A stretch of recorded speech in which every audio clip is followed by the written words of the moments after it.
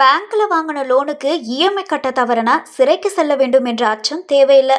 ஏன்னா ரிசர்வ் வங்கி அது தொடர்பான புதிய விதிமுறைகளை வெளியிட்டிருக்காங்க. தனிப்பட்ட முறையில் ஏதேனும் நிதி பிரச்சனைகள் ஏற்பட்டாலும், திடீர்னு ஏதாவது கஷ்டம் ஏற்பட்டாலும் நிறைய பேர் பேங்க்ல லோன் வாங்குறாங்க.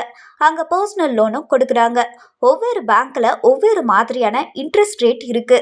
அதனால எங்க குறைவா இருக்கோ அங்கே போய் தான் எல்லாருமே லோன் வாங்குறாங்க. அப்புறம் எல்லாருமே மாசம் மாசம் இஎம்ஐ கட்டுறாங்க.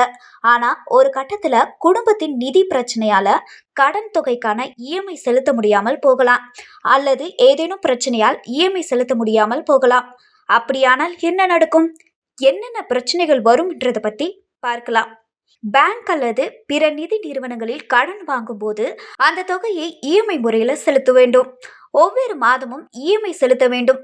இதன் மூலம் முழு கடனையும் செலுத்துவதுடன் நம்முடைய சிபில் கிரெடிட் ஸ்கோரும் இம்ப்ரூவ் ஆகும். ஆனால் நீங்கள் இஎம்ஐ செலுத்துவதை நிறுத்தினால் உங்களுக்கு பல பிரச்சனைகள் தொடங்கும். அதற்காக நீங்கள் பயப்பட தேவையில்லை. அதற்கு பதிலாக சில சட்ட விதிகள் தெரிஞ்சுக்கிட்டா போதும். இஎம்ஐ கட்ட தவறுவது ஜெயில போன்ற அளவுக்கு பெரிய கிரைம் இல்லை.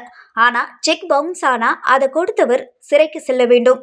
ஆனால் வங்கி கடனில் அப்படி பிரச்சனைகள் இல்லை. உங்கள் சொத்தும் ஏலத்துக்கு போய்விடுமோன்னு பயப்பட தேவையில்லை.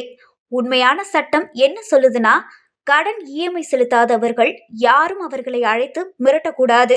அது மட்டும் இல்லாம முன்பு கடன் கொடுத்த பேங்க் தொடர்ந்து 2 அல்லது 3 தடவை இஎம்ஐ கட்டலனா நோட்டீஸ் அனுப்ப வேண்டும்.